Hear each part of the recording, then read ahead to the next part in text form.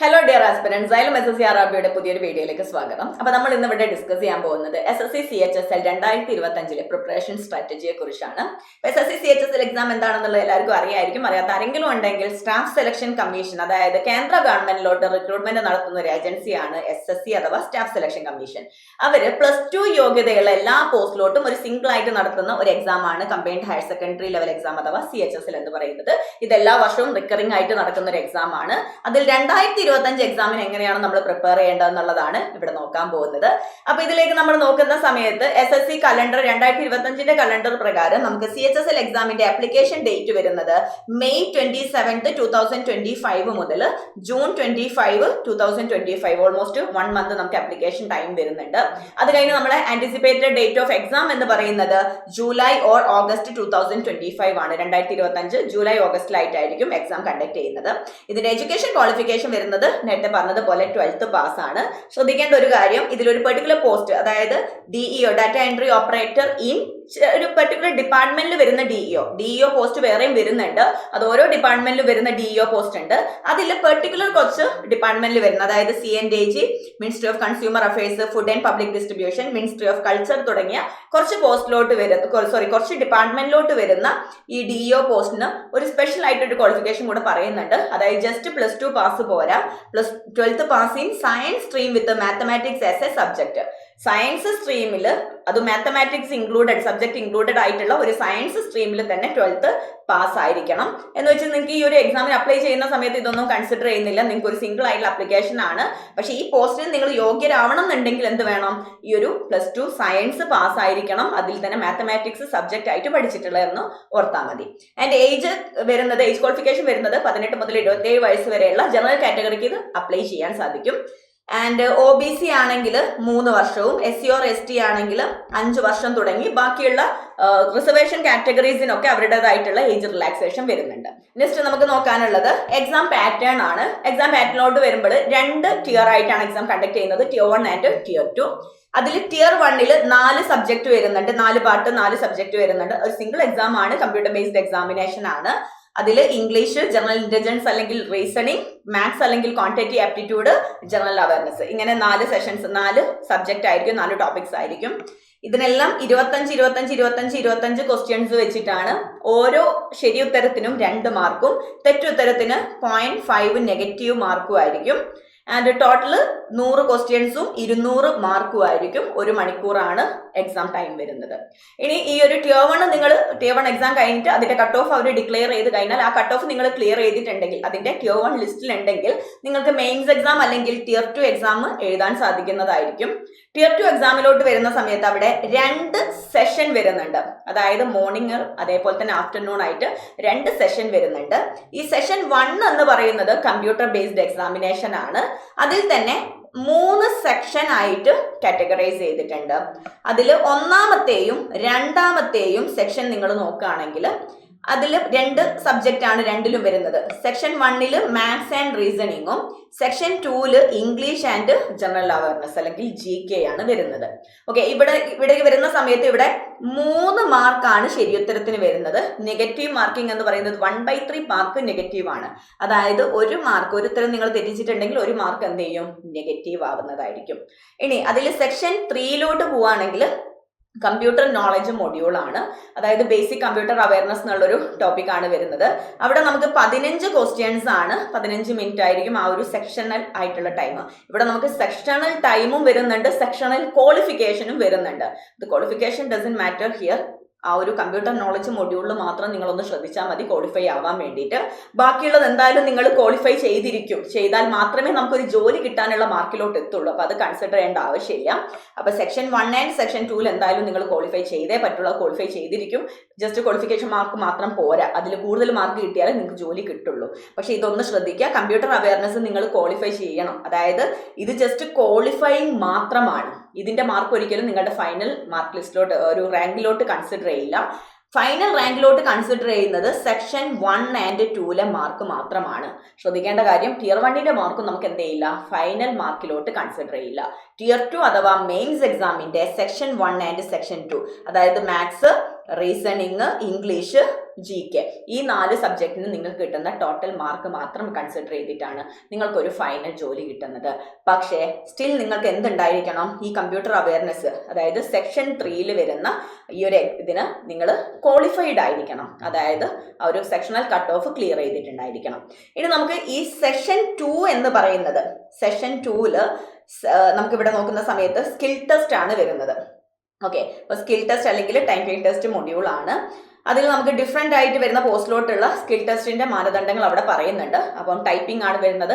ശ്രദ്ധിക്കേണ്ട കാര്യം, ഒരു ഗ്രാജുവേറ്റ് പോസ്റ്റ് ആണെങ്കിലും കൂടെ CGL വരുന്ന CGL ടൈപ്പിങ്ങിനേക്കാളും കുറച്ചും കൂടെ സ്പീഡ് ആവശ്യമുള്ളതാണ് CHSL ടൈപ്പിംഗ് എന്ന് പറയുന്നത്. അപ്പോൾ ആ ഒരു ഇമ്പോർട്ടൻസും കൂടെ കൊടുക്കേണ്ടതുണ്ട്. നിങ്ങൾ ടൈപ്പിംഗ് എല്ലാം കഴിഞ്ഞിട്ട്, നിങ്ങൾക്ക് Tier 1 ഒക്കെ കഴിഞ്ഞ് Tier 2 സമയത്ത് മാത്രം നോക്കിയാൽ മതി എന്നുള്ള ഒരു ആറ്റിറ്റ്യൂഡിൽ നിന്നിട്ടുണ്ടെങ്കിൽ ചിലപ്പം നിങ്ങൾ ഒരു സ്കോർ ക്ലിയർ ചെയ്ത് കഴിഞ്ഞാലും ടൈപ്പിംഗ് ക്ലിയർ ആവാത്തത് കൊണ്ട് ജോലി നേടാത്ത ഒരു സിറ്റുവേഷൻ വരും. അപ്പോൾ ഇതൊരു ജസ്റ്റ് ക്വാളിഫൈങ് ആണെങ്കിലും കൂടെ, ടൈപ്പിംഗ് എന്ന് പറയുന്ന ഒരു സ്കിൽ ടെസ്റ്റ് ആണെങ്കിലും ക്വാളിഫൈങ് ആണെങ്കിലും അത് ക്വാളിഫൈ ചെയ്താലേ നിങ്ങൾക്ക് ജോലി കിട്ടുള്ളൂ എന്നുള്ളത് കൊണ്ട് ആദ്യമേ അതിനു വേണ്ടി നിങ്ങൾ പ്രാക്ടീസ് ചെയ്യുന്നത് നല്ലതായിരിക്കും. അപ്പോൾ ഇത്രയാണ് നമുക്ക് ഒരു എക്സാം പാറ്റേൺ നോക്കുകയാണെങ്കിൽ മനസ്സിലാവുന്നത്. ഇനി നിങ്ങൾ എങ്ങനെയാണ് ഈ ഒരു എക്സാമിന് വേണ്ടിയിട്ട് പ്രിപ്പയർ ചെയ്യേണ്ടത്? നേരത്തെ ഞാൻ പറഞ്ഞതുപോലെ തന്നെ നമുക്ക് Tier 1 Tier 2 ആണ് നമ്മുടെ ഇമ്പോർട്ടൻസ് എന്ന് പറയുന്നത്. കാരണം Tier 2 മാർക്ക് വെച്ച് മാത്രമാണ് നിങ്ങൾക്കൊരു ജോലി സാധ്യത വരുന്നത്, നിങ്ങൾക്കൊരു ജോലി കിട്ടുമോ ഇല്ല എന്നുള്ളത് ഉറപ്പ് വരുത്താൻ സാധിക്കുന്നത്. എന്ന് വെച്ചിട്ട് Tier 1 നമുക്ക് എന്ത് ചെയ്യാൻ പറ്റില്ല, നെഗ്ലക്ട് ചെയ്യാൻ പറ്റില്ല. കാരണം Tier 1 ക്വാളിഫൈ ചെയ്താൽ മാത്രമേ എന്ത് ചെയ്യാൻ പറ്റുള്ളൂ, നമുക്ക് Tier 2 എക്സാം അറ്റൻഡ് ചെയ്യാൻ പോലും പറ്റുള്ളൂ. അപ്പം ഇതിങ്ങനെ പറയുമ്പോൾ Tier 1 Tier 2 എന്തോ സെപ്പറേറ്റ് ഒരുപാട് കാര്യങ്ങൾ പഠിക്കുക എന്നുള്ളതല്ല. ആക്ച്വലി നമുക്ക് Tier 1 നിങ്ങൾക്ക് പഠിക്കാനുള്ള അതേ സിലബസ് തന്നെയാണ് എന്തിനുള്ളത്, Tier 2 നിങ്ങൾക്ക് നോക്കുകയാണെങ്കിൽ കാണാൻ സാധിക്കും. ഓൾമോസ്റ്റ് സെയിം സിലബസ് ആണ്. കുറച്ച് ചെറിയൊരു മാറ്റങ്ങൾ മാത്രമേ വരുന്നുള്ളൂ, സിലബസ് വൈസ് വരുന്നുള്ളൂ, ചെറിയ മാറ്റങ്ങൾ. അതേപോലെ തന്നെ ചിലപ്പോൾ നമ്മൾ നോക്കുകയാണെങ്കിൽ ക്വസ്റ്റ്യൻ്റെ ലെവലിൽ കുറച്ച് എന്ത് വരുന്നുണ്ട്, ചിലപ്പോഴൊക്കെ വ്യത്യാസം വരുന്നുണ്ട് എന്നുള്ളത് ഒഴിച്ചിട്ടുണ്ടെങ്കിൽ ഓൾമോസ്റ്റ് ഒരു 90% നമുക്ക് എന്ത് പറയാൻ സാധിക്കും, സെയിം സിലബസ് ആണെന്ന് പറയാൻ സാധിക്കും. സെയിം സിലബസും സെയിം ടൈപ്പ് ഓഫ് ക്വസ്റ്റ്യൻസും തന്നെ ആയിരിക്കും. അപ്പോൾ നിങ്ങൾ എത്രത്തോളം Tier 1 വൃത്തിക്ക് പ്രിപ്പയർ ചെയ്യുന്നതോ അത്രയും തന്നെ എന്ത് ചെയ്യും, അത് നിങ്ങൾക്ക് Tier 2 അത് ഉപകാരപ്പെടുന്നുള്ളത് കൂടെ മനസ്സിലാക്കാം. അപ്പോൾ ഞാനിവിടെ ഡീറ്റെയിൽഡ് ആയിട്ടുള്ള ഒരു സിലബസ് നിങ്ങൾക്ക് ആഡ് ചെയ്യാത്തത്, സിലബസിനെ കുറിച്ചൊക്കെ നമ്മൾ ഓൾറെഡി വീഡിയോ ചെയ്തിട്ടുണ്ട്. അപ്പം നിങ്ങൾക്കും ഇതിപ്പോൾ ഒരു ഗൂഗിൾ ചെയ്തിട്ടുണ്ടെങ്കിൽ കിട്ടാവുന്നതേ ഉള്ളൂ. അപ്പം അങ്ങനെ സിലബസ് ആയിട്ട് പഠിച്ചു വെക്കാൻ ഉള്ളതല്ല നമുക്ക് നോക്കേണ്ടത്. ഇതൊക്കെ എങ്ങനെയാണ് നമ്മളൊരു പ്രോപ്പർ ആയിട്ടുള്ള ഒരു സ്റ്റഡി സ്ട്രാറ്റജി ഉണ്ടാക്കുക എന്നുള്ളതാണ് ഇവിടെ ഞാൻ പറയാൻ ഉദ്ദേശിക്കുന്നത്. അപ്പം ഫസ്റ്റ് ഓഫ് ഓൾ ഈ പറഞ്ഞിരിക്കുന്നത് സിലബസ് മനസ്സിലാക്കുക എന്നുള്ളത് തന്നെയാണ്. അപ്പം ഞാൻ നേരത്തെ പറഞ്ഞതുപോലെ ഒന്ന് ഗൂഗിൾ ചെയ്താൽ നിങ്ങൾക്ക് കിട്ടും. പക്ഷെ അതിൽ തന്നെ നമുക്കൊരു വ്യക്തമായ ധാരണ കിട്ടുന്നത് ക്വാണ്ടിറ്റേറ്റീവ് ആപ്റ്റിറ്റ്യൂഡും ഇംഗ്ലീഷും അതേപോലെ റീസണിംഗ് ഒക്കെ ആയിരിക്കും. റീസണിങ്ങിലാണെങ്കിലും അതിൽ നിങ്ങൾ വായിക്കുന്ന സമയത്ത് സിലബസ് വായിക്കുമ്പോൾ നിങ്ങൾക്കൊരു ക്ലാരിറ്റി കിട്ടണം എന്നില്ല. GK ആണെങ്കിൽ പ്രത്യേകിച്ച് അവരിങ്ങനെ ടോപ്പിക് വൈസ് ആയിട്ടൊന്നും പറയുന്നില്ല, അതൊരു കടൽ പോലെ കിടക്കുന്ന ടോപ്പിക്കാണ്. അപ്പോൾ സത്യത്തിൽ നിങ്ങൾ സിലബസ് മനസ്സിലാക്കേണ്ടത് എങ്ങനെയാണെന്ന് വെച്ചിട്ടുണ്ടെങ്കിൽ പ്രീവിയസ് ഇയർ ക്വസ്റ്റ്യൻ പേപ്പേഴ്സ് കുറച്ചൊന്ന് അനലൈസ് ചെയ്യാം. ഒന്ന് ചെയ്ത് നോക്കിയിട്ടോ അല്ലെങ്കിൽ ജസ്റ്റ് വായിച്ചു നോക്കിയിട്ടോ എന്ത് ചെയ്യുക, ഒരു ഐഡിയ ഉണ്ടാക്കുക. അപ്പോൾ പ്രോപ്പറായിട്ട് നിങ്ങൾക്ക് സിലബസ് മനസ്സിലാക്കാൻ പറ്റുന്നത് ക്വാണ്ടിറ്റേറ്റീവ് ആപ്റ്റിറ്റ്യൂഡ് അല്ലെങ്കിൽ മാത്സിനാണ്. അത് വൃത്തിക്ക് മനസ്സിലാക്കുക, അതിൽ എന്തൊക്കെയാണ് ടോപ്പിക് വൈസ് പഠിക്കേണ്ടത് എന്നുള്ളൊരു ധാരണ ഉണ്ടാക്കി വെക്കുക. ബാക്കിയുള്ളത് നിങ്ങൾ ഒരു പ്രീവിയസ് ഇയർ ക്വസ്റ്റ്യൻസ് ഒക്കെ അനലൈസ് ചെയ്ത് വിത്ത് സിലബസും കൂടെ നോക്കുക. ആ ഒരു പ്രീവിയസ് ഇയർ ക്വസ്റ്റ്യൻസും കൂടെ ഒന്ന് കമ്പയർ ചെയ്തിട്ട് അനലൈസ് ചെയ്തിട്ട് നിങ്ങൾ എവിടെയൊക്കെ എന്തൊക്കെയാണ് ശ്രദ്ധിക്കേണ്ടത് പഠിക്കേണ്ടതെന്നുള്ള ഒരു ധാരണ, നിങ്ങൾ എന്താണ് പഠിക്കാൻ പോകുന്നത് എന്നുള്ള ആ ഒരു സിലബസിനെ കുറിച്ചുള്ള ഒരു ധാരണ നിങ്ങൾ ഉണ്ടാക്കി വെക്കുക. നെക്സ്റ്റ്, ഇനി ആ സിലബസും കാര്യങ്ങളൊക്കെ ഏകദേശം മനസ്സിലാക്കി കഴിഞ്ഞാൽ നിങ്ങൾക്ക് തന്നെ നിങ്ങളെ നന്നായിട്ട് അറിയാലോ. അപ്പോൾ അതിനനുസരിച്ച് you have to prepare a proper study plan. ഇപ്പോൾ എനിക്ക് വേണമെങ്കിൽ നിങ്ങൾക്ക് എന്ത് ചെയ്യാം, ഓക്കെ ഇത്ര ദിവസത്തേക്ക് ഒരു സ്റ്റഡി പ്ലാൻ, Day 1 നിങ്ങൾ ഇന്ന കാര്യങ്ങൾ പഠിക്കുക, Day 2 ഇന്ന കാര്യങ്ങൾ പഠിക്കുക, അങ്ങനെ വേണമെങ്കിൽ ഉണ്ടാക്കി തരാം. പക്ഷെ അങ്ങനെ ഉണ്ടാക്കി തന്നിട്ടുണ്ടെങ്കിലും അത് മേ ബി എല്ലാവർക്കും യൂസ്ഫുൾ ആവണമെന്നില്ല. കാരണം നമ്മുടെയൊക്കെ ഒരു വീക്ക് പോയിന്റ്സ് ആണെങ്കിലും സ്ട്രോങ് ഏരിയാസ് ആണെങ്കിലും എല്ലാം ഡിഫറെൻ്റ് ആണ്. ചിലർക്ക് QA ആയിരിക്കും എളുപ്പം ഉണ്ടാവുന്നത്, ചിലർക്ക് GK ആയിരിക്കും എളുപ്പം ഉണ്ടാവുന്നത്, ചിലർക്ക് ഇംഗ്ലീഷ് ആയിരിക്കും അവരുടെ ഒരു സ്ട്രോങ് ആയിട്ടുള്ള ഏരിയ എന്ന് പറയുന്നത്. അങ്ങനെ ഓരോരുത്തർക്കും മാറും. അപ്പം നിങ്ങളുടെ ആ ഒരു ഏതാണോ സ്ട്രോങ് ആൻഡ് വീക്ക് ഏരിയാസ് എന്നുള്ളത് മനസ്സിലാക്കിയിട്ട് എവിടെയാണോ നിങ്ങൾ ഇംപ്രൂവ് ചെയ്യേണ്ടത് എന്നുള്ളത് മനസ്സിലാക്കി ആ ഇംപ്രൂവ് ചെയ്യേണ്ട പോർഷൻസിന് അല്ലെങ്കിൽ സബ്ജക്റ്റിന് കൂടുതൽ പ്രയോറിറ്റി കൊടുക്കുന്ന രീതിയിൽ എന്ത് ചെയ്യുക, നിങ്ങളുടേതായിട്ടുള്ള രീതിയിൽ ഒരു പ്രോപ്പർ ആയിട്ടുള്ള സ്റ്റഡി പ്ലാൻ നിങ്ങൾ തയ്യാറാക്കുക. ആൻഡ് ഓൾസോ അതേപോലെ തന്നെ ഇപ്പം ഞാൻ നിങ്ങളോട് പറയാണ്, നിങ്ങൾ ഡെയിലി 10 മണിക്കൂർ പഠിക്കണം, അതിൽ ആദ്യത്തെ ഇത്ര മണിക്കൂർ ഇന്നത്, അങ്ങനെ നമുക്ക് പറയാൻ പറ്റില്ല. കാരണം ഓരോരുത്തർക്കും പഠിക്കാൻ വേണ്ടി മാറ്റി വെക്കാൻ പറ്റുന്ന സമയം സമയം ഡിഫറെൻ്റ് ആയിരിക്കും. എല്ലാവരുടെയും സിറ്റുവേഷൻസ് എന്തായിരിക്കില്ല, ഒരേപോലെ ആയിരിക്കില്ല. ഇപ്പം ചിലപ്പം വേറെ എന്തെങ്കിലും രീതിയിൽ നമ്മൾ ഓക്യുപ്പൈഡ് ആയിട്ടുള്ള എൻഗേജ്ഡ് ആയിട്ടുള്ള ആളുകൾ ഉണ്ടാവാം, പഠിക്കുന്നവരുണ്ടാവാം, ജോലി ചെയ്യുന്നവരുണ്ടാവാം, വീട്ടമ്മമാരുണ്ടാവാം. അപ്പൊ എല്ലാവർക്കും കിട്ടുന്ന സമയം ഒരേപോലെ അല്ല. അപ്പൊ നമുക്ക് കിട്ടുന്ന സമയം, ഇപ്പം മറ്റുള്ളവർക്ക് കുറെ സമയം കിട്ടുന്നുണ്ടെന്നുള്ളത് ആലോചിച്ചിട്ട് നമ്മൾ വിഷമിച്ച് നിന്നിട്ടും ഒരു കാര്യവും ഇല്ല. ഇനിയിപ്പോൾ ഒരുപാട് സമയം കിട്ടുന്നുണ്ട് അതുകൊണ്ട് ഇത്രയും ഞാൻ യൂസ് ചെയ്യണം എന്താന്ന് വിചാരിച്ചിരുന്നിട്ടും കാര്യമില്ല. നിങ്ങൾക്ക് എന്താണോ നിങ്ങൾക്ക് കിട്ടുന്ന സമയം അതിന്റെ മാക്സിമം നിങ്ങൾക്ക് യൂസ് ചെയ്യാൻ പറ്റുന്ന മാക്സിമം സമയം നിങ്ങൾ എന്ത് ചെയ്യുക, യൂട്ടിലൈസ് ചെയ്യാന്നുള്ളതേ പറയാൻ പറ്റുള്ളൂ. അപ്പൊ അത് യൂട്ടിലൈസ് ചെയ്യാൻ വേണ്ടി ശ്രമിക്കാം. അത് എത്ര തന്നെ ആയാലും, ഇതിപ്പോ ഒരു 10 മണിക്കൂറാണെങ്കിലും, അതല്ല 15 മണിക്കൂർ പഠിക്കുന്നവരാണെങ്കിലും, ഇനി അതല്ല ഒരു 5 മണിക്കൂർ മാത്രം പഠിക്കാൻ പറ്റുന്നവരാണെങ്കിലും, ഇനി അതല്ല വെറും 3 മണിക്കൂർ മാത്രം പഠിക്കാൻ പറ്റുന്നവരാണെങ്കിലും, ആ പഠിക്കുന്ന സമയം എഫക്റ്റീവായിട്ട് എങ്ങനെ പഠിക്കാം, എഫക്റ്റീവായിട്ട് എങ്ങനെ യൂസ് ചെയ്യാന്നുള്ളത് നോക്കിയിട്ട് അതിനനുസരിച്ചൊരു സ്റ്റഡി പ്ലാന് തയ്യാറാക്കി വെക്കുക. അതാണ് ഫസ്റ്റ് നിങ്ങൾ ചെയ്യേണ്ട കാര്യം എന്ന് പറയുന്നത്. അപ്പൊ ആദ്യം എന്താണ് പഠിക്കേണ്ടതെന്ന് മനസ്സിലാക്കുക, അതെങ്ങനെയാണ് പഠിക്കാൻ പോകുന്നത് എന്നുള്ളത് ഒരു പ്രോപ്പർ ആയിട്ടുള്ള സ്റ്റഡി പ്ലാന് വെറുതെ അങ്ങോട്ട് ഉണ്ടാക്കി വെക്കരുത്. അത് മുന്നോട്ടേക്ക് എന്തായിരിക്കണം, കൺസിസ്റ്റന്റ് ആയിട്ട് നിങ്ങൾ കീപ്പ് ചെയ്യുന്ന രീതിയിൽ. വെറുതെ ഒരു സ്റ്റഡി പ്ലാൻ ഉണ്ടാക്കിയിട്ട് അവിടെ ഒട്ടിച്ച് വെച്ച് അതിലോട്ട് തുറച്ചു നോക്കി നിന്നാലൊന്നും നിങ്ങൾ പഠിക്കാൻ പോകുന്നില്ല. അപ്പൊ അത് നിങ്ങൾ പഠിക്കുന്നുണ്ടോ എന്നുള്ളതും കൂടെ മൂന്നാമതൊരാൾ വന്നിട്ട് ഇവാലുവേറ്റ് ചെയ്യില്ല. നിങ്ങൾ തന്നെ എന്ത് ചെയ്യുക, നിങ്ങളെ മോട്ടിവേറ്റ് ചെയ്യുക, നിങ്ങൾ തന്നെ നിങ്ങളെ വിലയിരുത്തുക. നിങ്ങളത് പ്രോപ്പറായിട്ട് കണ്ടിന്യൂ ചെയ്യുന്നുണ്ടോ, പ്രോപ്പറായിട്ട് ഫോളോ ചെയ്യുന്നുണ്ടോ. ഇനി ഇൻ ബിറ്റ്വീൻ നിങ്ങൾ പഠിച്ചു തുടങ്ങുന്ന സമയത്ത് ചിലപ്പോൾ ഒരു സബ്ജക്റ്റിനായിരിക്കാം കൂടുതൽ ഇമ്പോർട്ടൻസ് കൊടുത്തിട്ടുള്ളത്. പഠിച്ച് കുറച്ച് അങ്ങോട്ട് എത്തിയപ്പോഴാണ് മനസ്സിലാവുന്നത് എന്ത്, ഞാൻ വിചാരിച്ചതുപോലെ എന്നല്ല. ഇപ്പൊ മാത്സ് എനിക്ക് പണ്ട് അറിയായിരുന്നു, ഞാൻ സ്കൂൾ പഠിക്കുന്ന സമയത്ത് മാത്സ് നല്ല ധാരണ ഉണ്ടായിരുന്നു. അത് വെച്ചിട്ടാണ് ഞാൻ എന്ത് ചെയ്തത്, ഇപ്പം സ്റ്റഡി പ്ലാൻ ഉണ്ടാക്കിയത്. GK കുറച്ച് കൂടുതൽ സമയം, മാത്സിന് കുറച്ച് സമയം എന്നുള്ള രീതിയിൽ. പക്ഷെ നിങ്ങൾ പഠിച്ചു വന്ന് ക്വസ്റ്റ്യൻസ് ഒക്കെ പ്രാക്ടീസ് ചെയ്യുന്ന സമയത്താണ് പണ്ട് പഠിച്ച മാത്സ് ഒക്കെ കയ്യിൽ നിന്ന് പോയി തുടങ്ങിയിട്ടുണ്ട് എന്ന് മനസ്സിലാവുന്നുണ്ടെങ്കിൽ എന്ത് ചെയ്യുക, അതൊന്ന് റീബിൽഡ് ചെയ്യുക, ഒന്ന് മാറ്റി കൊടുക്കുക. അതിൽ നിങ്ങൾ കൂടുതൽ സമയം മാത്സിന് കൊടുക്കുന്ന രീതിയിൽ കൊടുക്കുക. വാട്ടെവർ, അത് അങ്ങോട്ടും ഇങ്ങോട്ടും മാറ്റുന്ന രീതിയിൽ ചെയ്തു കൊടുക്കാം. പിന്നെ നേരത്തെ പറഞ്ഞതുപോലെ നിങ്ങൾ തന്നെയായിരിക്കും നിങ്ങളുടെ പ്യുവർ ആയിട്ടുള്ള മോട്ടിവേഷൻ എന്ന് പറയുന്നത്. ഒരാൾ വന്നിട്ട് ഇങ്ങനെ നിങ്ങളോട് പറയുന്നതിനേക്കാളും നമ്മുടെ മോട്ടിവേഷൻ എന്ന് പറയുന്നത് നമ്മുടെ സറൗണ്ടിങ്സ് ആണ്, നമ്മുടെ സിറ്റുവേഷൻസ് ആണ്, നമ്മുടെ ചുറ്റിലുള്ള ആൾക്കാരാണ്. അത് മനസ്സിലാക്കിയിട്ട് നമ്മുടെ ഉള്ളിൽ ഇങ്ങനെ കെടാതെ കിടക്കുന്ന ഒരു കനലുണ്ടല്ലോ, അതിനെ ഊതി ഇങ്ങോട്ട് കൊണ്ടുവരാനുള്ള ഒരു കെടാതെ കത്തിച്ച് കൊണ്ടുവരാൻ വേണ്ടിയിട്ടുള്ള പ്രചോദനമാക്കി എടുത്തിട്ട് ആ ഒരു മോട്ടിവേഷൻ വെച്ചിട്ട് നിങ്ങൾ ഇത് കൺസിസ്റ്റന്റ് ആയിട്ട് എന്ത് ചെയ്യുക, കീപ്പ് ചെയ്യാൻ വേണ്ടി ശ്രമിക്കുക. ഇത് കീപ്പ് ചെയ്യുന്ന സമയത്ത് നമ്മൾ ഫേസ് ചെയ്യാൻ പോകുന്ന ഏറ്റവും വലിയ ചലഞ്ച് എന്ന് പറയുന്നത് സോഷ്യൽ മീഡിയ. നമുക്കിപ്പം ഒഴിച്ചുകൂടാൻ പറ്റാത്ത നമ്മുടെ ലൈഫിന്റെ ഒരു പാർട്ടാണ് അല്ലെ സോഷ്യൽ മീഡിയ എന്ന് പറയുന്നത്. ഇൻസ്റ്റാഗ്രാം ആണെങ്കിലും മേ ബി ഫേസ്ബുക്ക് ആണെങ്കിലോ യൂട്യൂബ് ആണെങ്കിലും എന്ത് തന്നെയാവട്ടെ, നമുക്ക് ഈ സോഷ്യൽ മീഡിയാസ് ഒന്നും നമ്മുടെ ഡെയിലി ലൈഫിൽ നിന്നും ഒഴിച്ചുകൂടാൻ പറ്റാത്ത രീതിയിൽ അങ്ങോട്ട് ചേർന്ന് കിടക്കുന്ന ഒന്നാണ്. അപ്പം അതങ്ങനെ ചേർന്ന് കിടന്നിട്ടുണ്ടെങ്കിൽ നമുക്ക് ഇത് രണ്ടും എന്ത് ചെയ്യാൻ പറ്റില്ല, മുന്നോട്ട് കൊണ്ടുപോകാൻ പറ്റില്ല എന്നുള്ള നഗ്ന സത്യം മനസ്സിലാക്കുക. So you have to keep away yourself from social media accounts, everything എല്ലാം കേട്ടോ. നമുക്ക് ഒരാവശ്യവും ഇല്ലാത്ത ഇൻസ്റ്റാഗ്രാം, ഫേസ്ബുക്ക് പോലെയുള്ള നമ്മുടെ സമയം വെറുതെ കളയാനുള്ളതാണ്. ഓക്കെ, നിങ്ങൾ സമയം കളയുന്നതിന് യാതൊരു പ്രശ്നവും നിങ്ങൾക്കൊരു ജോലിയൊക്കെ കിട്ടിയിട്ട് അങ്ങനെ ഇരിക്കുന്ന സമയത്ത് നിങ്ങൾ സമയം കളഞ്ഞോളൂ. ഇപ്പം നിങ്ങളുടെ മുമ്പിലുള്ള ഒരു വിഷയം എന്ന് പറയുന്നത് നിങ്ങൾക്കൊരു ഗവൺമെന്റ് ജോലി കിട്ടണം എന്നുള്ളതാണെങ്കിൽ ദയവ് ചെയ്ത് ഇത് മാറ്റി വെച്ചേ മതിയാവുള്ളൂ. ഇത് രണ്ടും ഒരുമിച്ച് കൊണ്ടുപോകാൻ പറ്റില്ല എന്നുള്ള നഗ്ന സത്യം നിങ്ങൾ മനസ്സിലാക്കുക. അപ്പോൾ എല്ലാ സോഷ്യൽ മീഡിയ അക്കൗണ്ട്സും എന്ത് ചെയ്യുക, ഒഴിവാക്കാം. അൺനെസസറി ആയിട്ടുള്ള ചാറ്റിങ്ങും കാര്യങ്ങളൊക്കെ ഒന്ന് ഒഴിവാക്കുക. ഈവൻ വാട്സപ്പ് ഒന്നും നമുക്ക് പ്യുവർലി ഒഴിവാക്കാൻ പറ്റില്ല. ചിലപ്പോൾ വാട്സപ്പ് ആണെങ്കിലും ടെലഗ്രാം ആണെങ്കിലും ഒക്കെ പ്യുവർലി ഫുള്ളായിട്ട് നമുക്ക് ഒഴിവാക്കാൻ പറ്റണമെന്നില്ല. പക്ഷെ അത് നിങ്ങളുടെ പഠിത്തത്തിന് വേണ്ടിയിട്ടും നിങ്ങൾക്ക് അത്രയും അത്യാവശ്യ കാര്യങ്ങൾക്ക് മാത്രം എന്ത് ചെയ്യുക, അതൊക്കെ യൂസ് ചെയ്യാൻ വേണ്ടി ശ്രമിക്കുക. അൺനെസസറി ആയിട്ടുള്ള കാര്യങ്ങളൊക്കെ എന്ത് ചെയ്യുക, വിട്ടു നിൽക്കാൻ വേണ്ടി ശ്രമിക്കുക. ഓക്കെ, അപ്പോൾ ഇതൊക്കെയാണ് നിങ്ങൾ ഫസ്റ്റ് ഓഫ് ഓൾ നിങ്ങൾ മനസ്സിലാക്കേണ്ട കാര്യം. അത് കഴിഞ്ഞിട്ട് നമ്മൾ ഇവിടെ സിലബസ് മനസ്സിലാക്കി കഴിഞ്ഞാൽ അതിൻ്റെ നമ്മൾ പഠിക്കുന്ന കാര്യങ്ങളുടെ ബേസിക് കൺസെപ്റ്റ് ഒക്കെ എന്ത് ചെയ്യുക, പഠിച്ച് വരാം. അത് ഞാൻ ഡീറ്റെയിൽ ആയിട്ട് പറയാം കേട്ടോ. അതേപോലെ തന്നെ പഠിച്ചിങ്ങനെ വരുന്ന സമയത്ത് നിങ്ങൾ അതിൻ്റെ കൂടെ കമ്പൈൻ ചെയ്ത് കൊണ്ടുപോകേണ്ടതാണ് പ്രീവിയസ് ഇയർ ക്വസ്റ്റ്യൻസ് എന്ന് പറയുന്നത്. ഏറ്റവും പ്രധാനപ്പെട്ടതാണ്. നമുക്ക് ഏത് ഗവൺമെന്റ് എക്സാംസ്, ഏത് കോമ്പറ്റേറ്റീവ് എക്സാം എടുക്കുകയാണെങ്കിലും അതിൽ ഏറ്റവും കീ ആയിട്ടുള്ള ഒരു പോയിന്റ് ആണ് പ്രീവിയസ് ഇയർ ക്വസ്റ്റ്യൻസ് എന്ന് പറയുന്നത്. അത് അനലൈസ് ചെയ്തിട്ടുണ്ടെങ്കിൽ തന്നെ നിങ്ങൾ ഓൾമോസ്റ്റ് എന്താണ് സിലബസ് കവർ ചെയ്തു എന്നാണ്. കാരണം നമുക്ക് എല്ലാ വർഷവും ചോദിക്കുന്ന ക്വസ്റ്റ്യൻസ് എല്ലാം ഒരേ പാറ്റേണിലാണ് പോകുന്നത്, ഒരേ ആൾക്കാരാണ് കണ്ടക്ട് ചെയ്യുന്നത്. അപ്പൊ ആ ചോദ്യം ചോദിക്കാൻ പോകുന്ന ആളുടെ മനസ്സ് നിങ്ങൾക്ക് മനസ്സിലാക്കാൻ എങ്ങനെ സാധിക്കും, ഈ ഒരു പ്രീവിയസ് ഇയർ ക്വസ്റ്റ്യൻസ് കണ്ടാൽ തന്നെ സാധിക്കും. അപ്പം പ്രീവിയസ് ഇയർ ക്വസ്റ്റ്യൻസ് നന്നായിട്ട് എന്ത് ചെയ്യുക, പ്രാക്ടീസ് ചെയ്യാം. നിങ്ങൾ ബാക്കിയുള്ള ലൈവ് ടെസ്റ്റും കാര്യങ്ങളിലോട്ടും പോകുന്നതിന് മുന്നേ പ്രീവിയസ് ഇയർ ക്വസ്റ്റ്യൻസ് നന്നായിട്ട് പ്രാക്ടീസ് ചെയ്യാൻ വേണ്ടി ശ്രമിക്കാം.